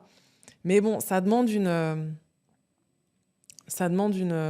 faut vraiment avoir envie, faut avoir un naturel. Moi, j'ai un naturel très confiant, j'ai foi en l'humanité, moi. Donc, j'ai tendance à voir, vraiment, pour que je me dise que quelqu'un est mal intentionné, faut y aller, quoi. Moi, je suis pas du tout, je pense les 3/4 du temps, c'est quand il y a des désaccords et tout, je pense que c'est du malentendu, c'est de l'incompréhension. Je pense qu'il suffit de s'expliquer pour que tout le monde entende raison. J'ai souvent cette approche-là.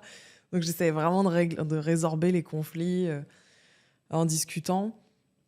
Et honnêtement, je pense que à la fin, tu crées cette culture-là, tu finis par l'avoir. Donc, je conseillerais de ne pas lâcher, même si des fois, tu as des petites déceptions, des fois, tu as des petits ratés. Faut avoir confiance dans les gens et ils finiront par avoir confiance en toi. Et il ne faut pas rentrer dans les... en plus, c'est très actuel. Dans la société, aujourd'hui, on a tendance à mettre tout le monde dans des cases et à faire des conflits tout le temps. Patron, employé, propriétaire, locataire. Tu vois, à grossir, en fait, à caricaturer chaque catégorie et à faire comme si, Moi, je vois propriétaire, locataire, je suis très souvent d'ailleurs interrogée et ça m'agace, tu vois, sur un côté, mais est-ce que les propriétaires abusent? Ou alors l'inverse, mais est-ce que les locataires font pas n'importe quoi? Et je dis, mais enfin, on est tous un peu les mêmes quand même à la fin. Enfin, je dis pas, on a des différences, mais il n'y a pas de raison que les locataires soient une catégorie de la population ou les propriétaires soient une catégorie plus malveillante que les autres, moins respectable que les autres. Je comprends pas ces raisonnements-là. Mais en fait, je trouve qu'on nous les demande souvent. Tu vois, enfin, moi, je fais beaucoup de médias. C'est très fréquent qu'on me pose cette question. Est-ce que les propriétaires, ils abusent pas dans ce qu'ils demandent? Enfin, qu'est-ce que ça veut dire? Pourquoi les propriétaires, ils abuseraient plus que le reste de la population? C'est quoi? C'est des gens méchants? Qu'est-ce que ça veut dire, en fait? Enfin, je dis, enfin, vous feriez pareil. Voilà, c'est les propriétaires, ils sont sur un marché, ils mettent un prix. Tu sais, s'ils louent pas, un propriétaire qui loue pas, tu l'entendras jamais se plaindre. Il dira qu'il n'a pas trouvé et il baissera peut-être son prix, du coup. Tu vois, c'est juste ça. Et là, tu vas pas les interviewer quand ils baissent leur prix. Moi, quand ils baissent leur prix, c'est parce qu'ils louent pas. Quand ils montent leur prix, c'est parce qu'il y a beaucoup de demandes. Tu vois, ils sont dans cette logique-là. C'est ni gentil ni méchant. Faut arrêter de. Et si tu avais un appartement, tu ferais exactement la même chose. On ferait tous exactement la même chose. Donc, est-ce qu'on peut arrêter de chercher tout le temps à critiquer, à mettre dans des cases? Voilà. Mais c'est difficile, surtout dans la société actuelle, où je trouve qu'il y a une vraie polarisation des opinions, avec vite un soupçon de... Enfin, une volonté, voilà, de trouver des méchants, de trouver des coupables. Et moi, je suis pas du tout à l'aise là-dedans. Moi, je suis à l'aise dans la paix. Moi, je suis à l'aise quand tout le monde est d'accord, quand tout le monde est content. J'ai une grosse recherche du consensus. Voilà, j'aime pas avoir des positions caricaturales. Bah, c'est pas facile aujourd'hui. Notamment dans les médias. Enfin, vraiment, on cherche à te faire dire des choses hostiles aux uns ou aux autres. J'imagine C'est parce très que ça dommage. attire l'audimat. Parce que ça attire l'audience, parce que oui, exactement, oui. Parce qu'il faut avoir des opinions aujourd'hui polarisées. Là, tu vois, on discute, c'est un format long, on a le temps d'expliquer des choses. Rien que tout à l'heure, tu m'as fait parler, voilà, des femmes et des hommes. Là, j'ai le temps de m'expliquer, j'ai le temps de faire, de dire voilà qu'il y a des points forts, des points faibles, etc. Maintenant, si tu veux résumer ça en 3 phrases, ça va mal se finir. Je vais dire un truc qui va énerver la moitié de la population. Je sais pas encore laquelle, mais forcément. Et c'est dommage parce que ce sera pas nuancé, ce sera pas. Donc, on souffre beaucoup, je trouve, de ce manque de nuances, de ce manque de temps, de cette recherche permanente, effectivement, pour faire de l'audience, de punchline super caricaturale. Qui finit toujours par attaquer les uns ou les autres. Et ça fait que tout le monde a l'impression d'être attaqué quelque part, d'être incompris. Voilà, il faut tenir là-dedans, faut tenir dans la recherche de paix. Écoute, ça me parle énormément. Notre société s'appelle Smiley, donc justement avec cette recherche de partage de sourire et de bien-être, et pas dans l'amidale, toujours en feu à la survie. Ouais, bah oui, tout à fait. Ouais, c'est une sacrée différenciation. Et même si, pour le coup, là, je suis quand même intéressé, si ça te va, d'aller chercher dans des choses qui peuvent être stimulantes pour le cerveau, mais en soi qui peuvent être captivantes, mais pas pour chercher particulièrement le drame, mais pour chercher les apprentissages, des phases qui ont été pour toi dans les plus difficiles de l'expérience de PAP, dans ton expérience personnelle, et à contrario aussi, les phases où les plus grandes réussites que vous avez pu faire en équipe. Oh bah ça va, tu vas pas être surpris vu ce que j'ai raconté d'ici là. Le plus difficile, ça a été ma prise de poste, la transition, parce que arrêter des titres, on les a arrêtés. Certains en trouveraient tard parce que c'est quand même en 2013, mais en fait, si tu regardes l'entreprise, c'était relativement tôt. On a encore pu avoir de la presse pendant longtemps. Il nous reste d'ailleurs un magazine. Mais arrêter des titres, arrêter des produits, cette étape-là de suppression, d'amener les postes à un moment où moi j'arrive, où je suis assez jeune, où les équipes, comme je dis, n'ont pas forcément confiance. Donc se méfient, ou des fois je me sens incomprise du coup, parce que moi je connais mes intentions, moi je sais ce que je veux faire, et je sais qu'évidemment je n'ai pas du tout prévu de faire des plans sociaux, que je fais tout pour les éviter, mais qu'en face, tu as des équipes concrètement qui ont peur, concrètement il y a des rumeurs qui circulent. Voilà, bon, ça a été difficile. Et tu le vis comment à ce moment-là, Je le vis, émotionnellement? Bon, je le vis mal, c'est-à-dire que je suis angoissée. J'étais angoissée, surtout j'étais angoissée, quelque part, de pas y arriver, c'est-à-dire de devoir finir par faire, des plans sociaux, des choses comme ça. Donc j'avais quand même peur de pas y arriver. En plus, encore une fois, c'est l'entreprise de mes parents. Donc j'étais très, très, très stressée.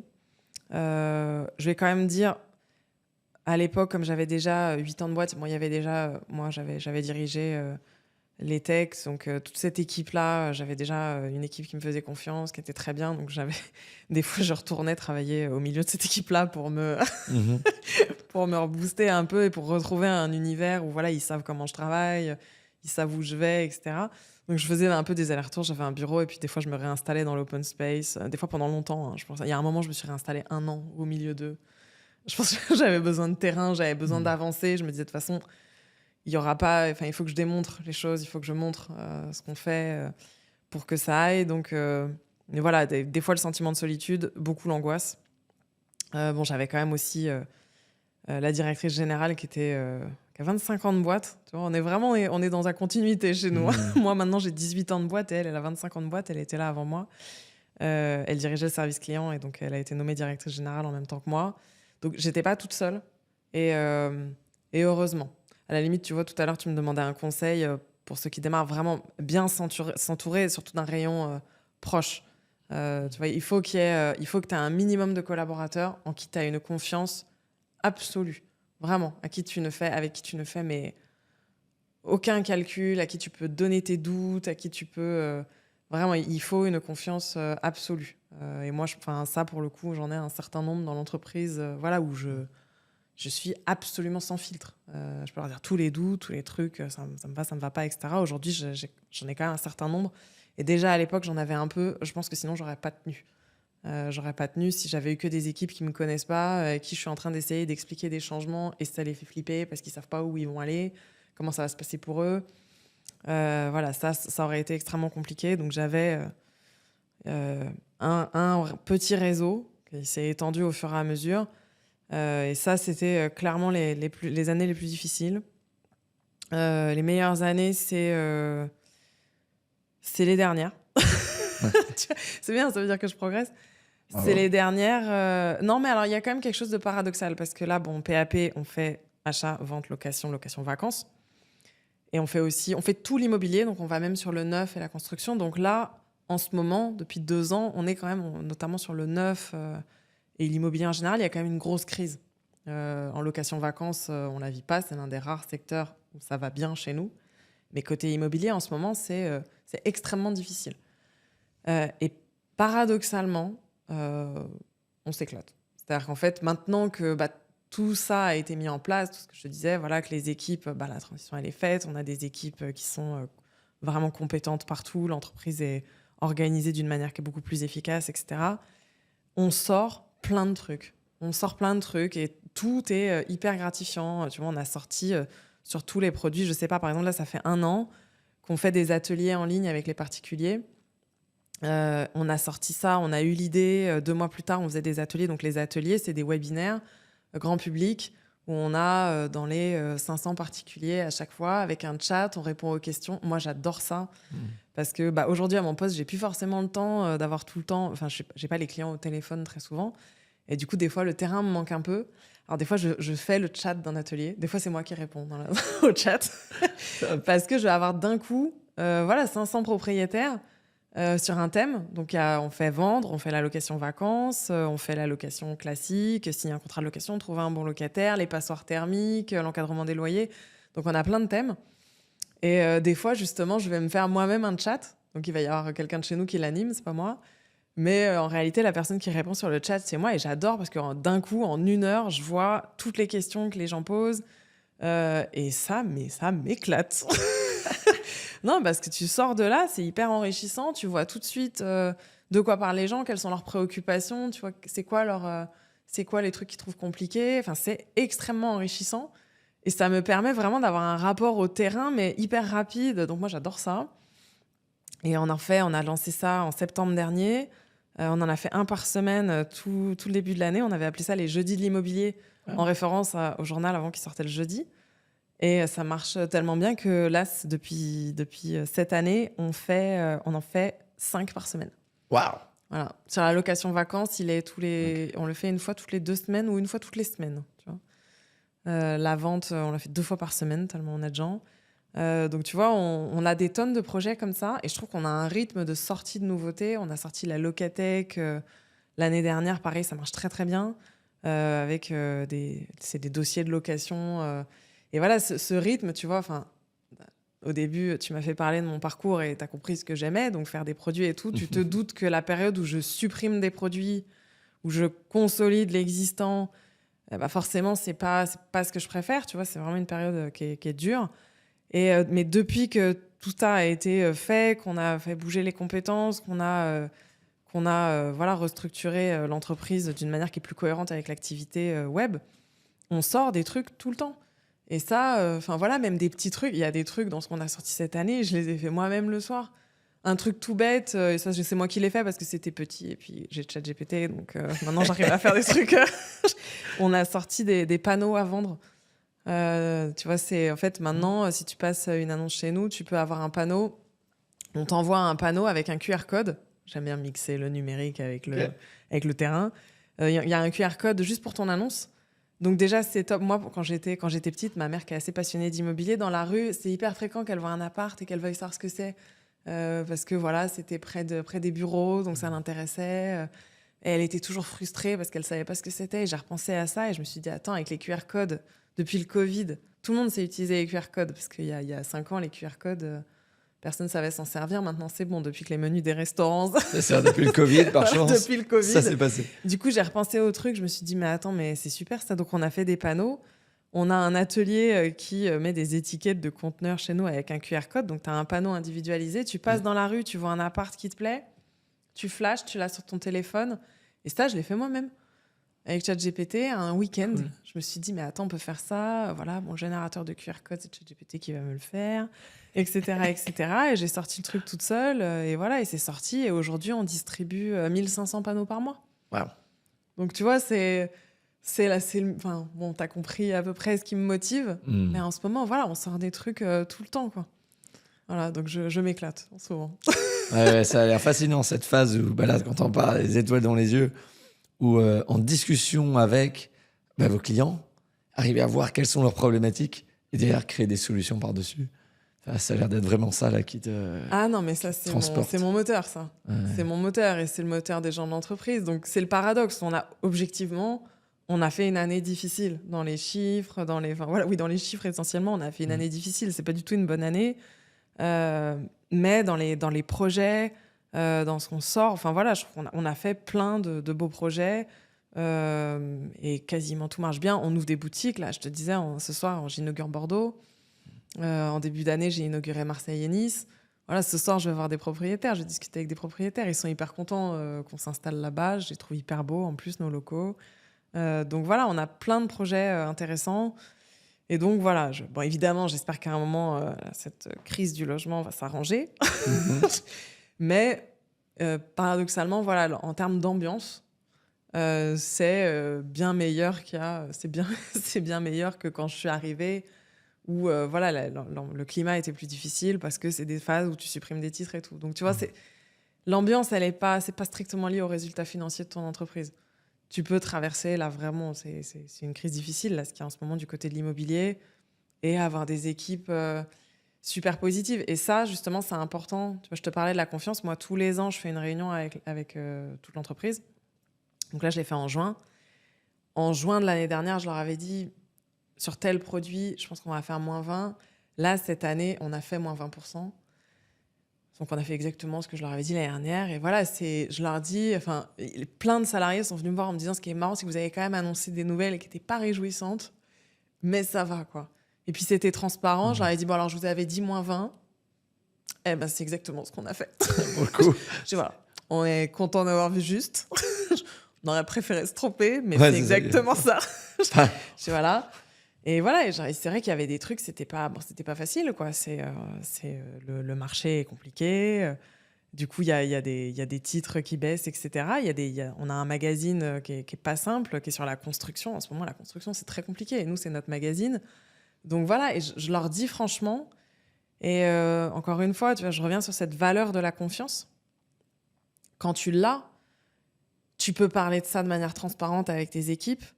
Tu sais, tu sors de ce rapport où les gens se disent « Oh là là, qu'est-ce que ça va devenir ?» Et ils savent pas, mais en fait, tu leur dis toi-même. Tu leur dis « Mais je sais que ça va pas. Donc pour l'instant, on en est là. On attend de voir. Voilà ce qu'on va tenter de faire. » Tu leur donnes la stratégie. Tu leur dis « Bon, si ça marche pas, on cherchera autre chose. » Tout est simple. Moi, je leur parle. Là, tu vois, je t'ai parlé franchement. Moi, les réunions que je fais avec mes salariés, c'est hyper honnête. Et ça a beau être des nouvelles qui sont pas toujours marrantes à entendre. Là, la dernière, en plus, ils me l'ont précisément noté parce qu'ils m'ont dit, voilà, on voit bien qu'il y a quand même eu une série de... Mais ils ont dit, mais franchement, ça va. Ça va parce qu'on a confiance. Ça va parce qu'on sait que...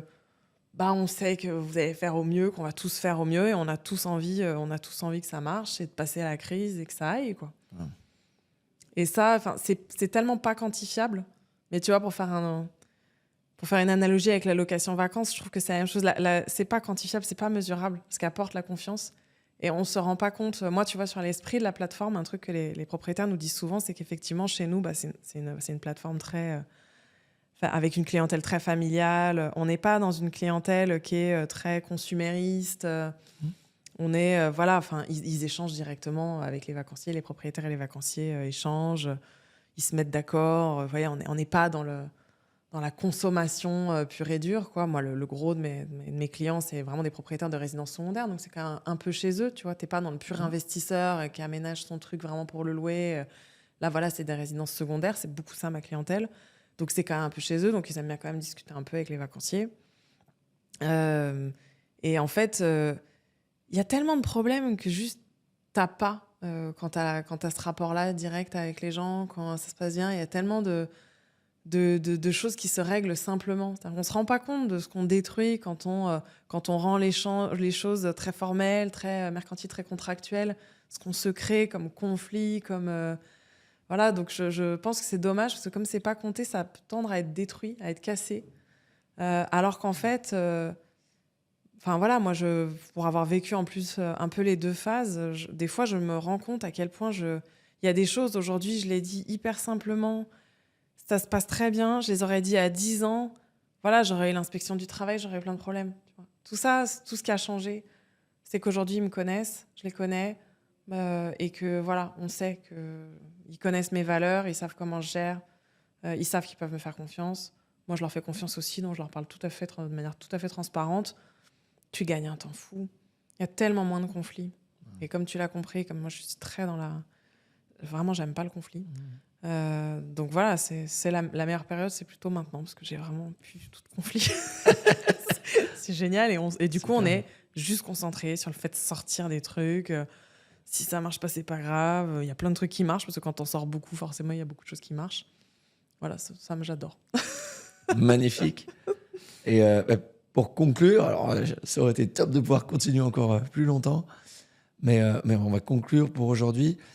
Je vais avoir deux choses. Donc, une qui est pour les gens qui veulent en savoir plus sur PAP, qui veulent suivre aussi les conseils que vous partagez. Tu m'en parlais off caméra, par exemple sur les astuces, sur les successions de patrimoine.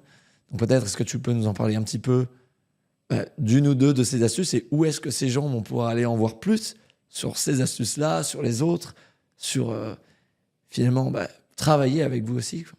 Alors, on fait énormément de vidéos sur les réseaux sociaux et puis sur notre propre site. Donc, on est présent sur tous les réseaux sociaux avec effectivement des vidéos courtes dans lesquelles on partage soit des petites astuces, soit des anecdotes qui nous ont amusés ou qu'on a trouvées, où on va étudier juridiquement comment ça se passe. Donc, je sais pas, là, la dernière qui a cartonné, effectivement, c'était sur les droits de succession, ou c'était pour expliquer rapidement à ceux qui s'approchent du moment où il faut se préoccuper de la succession, ce que c'est que le démembrement de propriété.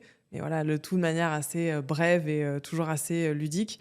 On a, et je le salue, un ancien juriste, enfin, il était juriste chez nous, et puis il m'avait vraiment l'air d'avoir le profil pour faire des vidéos, donc on l'a mis aujourd'hui sur les réseaux sociaux, et il fait des vidéos qui sont top. Il y a plein de clients qui le connaissent. Il a même déjà été reconnu dans la rue maintenant. Et les clients, voilà, ils savent. Ils sont très étonnés d'ailleurs parce que il anime aussi les ateliers dont je parlais. Ok. Donc effectivement, il y a soit tu veux un peu 1 heure où on va te présenter un thème. Et là, c'est les ateliers. Tu vas sur notre site, tu cherches les ateliers, c'est sur la page d'accueil et tu vas avoir tout le planning des ateliers. Et donc, selon le thème qui t'intéresse, tu vas avoir 1 heure de webinar. Soit tu t'abonnes sur nos réseaux sociaux et tu as des petites vidéos tout le temps, voilà, sur des trucs insolites. Ça peut être du juridique, voilà, les clauses interdites dans le contrat de location. Il y avait une mouche dans la baignoire de ma location vacances. Est-ce que j'ai le droit de demander un dépôt de garantie? Des fois, il y a des anecdotes où c'est lui-même. Là, par exemple, lui, il a fait une location vacances. Il avait écrit appartement ensoleillé, mais là, il y avait un ravalement devant chez lui. Et donc, on se marrait parce qu'il dit, bon, voilà, là, concrètement, c'est vrai que normalement, on doit pouvoir... là, c'était sombre, vraiment sombre. Donc, il dit, normalement, on doit être capable de dire c'est quand même pas conforme. Mais il disait, voilà, après, tu vois, je te parlais de la paix. Il se marrait parce qu'il disait, moi, je suis juriste. Donc, au début, il se vanne, il fait, donc, moi, lettre recommandée et tout. Il fait, non, pas du tout. Il dit, j'ai appelé la propriétaire. Et puis, moi, j'ai dit, tant pis, parce qu'en fait, je déteste les conflits. Il dit, moi, déjà, en tant que juriste, on me voit de la paperasse toute la journée. Quand je pars en vacances, il est hors de question que j'attaque qui que ce soit. C'est pas le moment pour bosser. C'est ça, il a dit, moi, c'est bon, je vais pas faire une lettre recommandée. Et voilà, et donc il disait, il faut quand même juger. En vrai, si vous avez passé de bonnes vacances, c'est quoi le but d'aller chercher Enfin voilà, parce que c'est vrai que des fois, on a eu des coups de fil sur des gens, voilà, il y avait une mouche. Oui, est-ce que vraiment tu vas te lancer? Il faut quand même, avant de se lancer dans des conflits, est-ce que vraiment... c'est un truc qu'on dit très souvent, côté propriétaire ou côté locataire. C'est de dire, voilà, la souplesse, ça facilite la vie quand même, parce que on va pas non plus se lancer en permanence dans des lettres recommandées pour rien, pour des sommes qui sont pas... Une mouche dans la baignoire, tu t'attends à combien? Et combien vaut ton temps et ta tranquillité d'esprit? C'est sûr. Voilà, donc plein de petites vidéos sur les réseaux sociaux et il y a énormément de contenu sur notre site. Excellent. Voilà. Excellent. Et la dernière question, c'est qu'en fait, je me suis inspiré d'un podcast que j'aime beaucoup qui s'appelle Diary of a CEO Ok. de Stephen Bartlett, donc ils sont en anglais, et sur lequel c'est l'intervenant d'avant qui laisse une question pour le prochain sans savoir qui est-ce que ça va être. Ok. Et donc, il y a une question qui t'attend. Et il est sur mon carnet, donc si quelqu'un peut m'apporter le carnet, ça serait du top. coup, il faut que je réfléchisse à la question du suivant. Et du coup, Ah là là. voilà, tu peux déjà commencer à réfléchir à la question pour le prochain. Ok. Donc la question qu'on a, c'est pourquoi est-ce que tu fais ce métier? Donc, tu nous en as déjà dit beaucoup, mais si tu peux peut-être le résumer avec pour toi cette conviction forte, cette étincelle au fond de toi, ou voilà, qu'est-ce qui est ce pourquoi? Alors, je fais ce métier pour apporter des services, pour permettre à des particuliers, enfin à des gens de se rencontrer. Alors, c'est effectivement centré sur le logement, mais voilà, le logement, ça demande quand même d'échanger. Ça demande, il y a des propriétaires, il y a des locataires, il y a des vacanciers, des acheteurs, des vendeurs. Et moi, j'adore essayer de faire en sorte que tous ces gens aient une plateforme sur laquelle ils peuvent se rencontrer, que tout se passe bien, qu'on soit derrière en cas de problème, mais que ça se passe bien. Je crois que j'ai vraiment un truc avec la paix. Non, mais je pense que vraiment, comme j'ai une horreur du conflit, être quelque part dans une plateforme qui fait de l'intermédiation, je trouve que ça fait complètement sens parce que, voilà, moi, c'est vrai que ma motivation, c'est de permettre aux gens de faire affaire entre eux et qu'il n'y ait pas de problème et que tout le monde soit content. Je crois que ma motivation, c'est quand tout le monde est content. Parce que je suis très sensible aux ambiances, etc. Donc voilà, moi, ma satisfaction, c'est quand tout le monde est content, que ce soit mes salariés, mes clients. C'est ça qui me motive, cette bonne ambiance, cette satisfaction, le fait d'avoir des gens, bah voilà, ils ont passé de bonnes vacances, ils sont contents de leur logement, ils ont réalisé leurs projets. Je suis hyper contente quand je vois ça et quand je me dis, j'y ai contribué. Magnifique. Corinne, un grand merci pour ta disponibilité, ta transparence et vraiment cet échange. Écoute, merci à toi de laisser le temps d'écouter les histoires. Mais en tout cas, juste pour finir, un grand merci pour votre écoute à tout le monde. Donc voilà, si vous voulez en savoir plus sur Corinne et sur PAP, bien sûr, pap.fr, aussi sur les réseaux. N'hésitez pas à regarder les ateliers, les vidéos courtes, toutes ces astuces. À travailler avec PAP, Corinne et ses équipes. Et bien entendu, si vous voulez en voir plus d'interviews comme ça, n'hésitez pas à mettre en commentaire qu'est-ce que vous avez aimé, qu'est-ce que vous verrez différent, les questions qui sont importantes pour vous. Et bien sûr, regardez les autres vidéos qui se trouvent à droite, à gauche, quel que soit l'endroit, pour voir les prochaines. À très bientôt. Merci.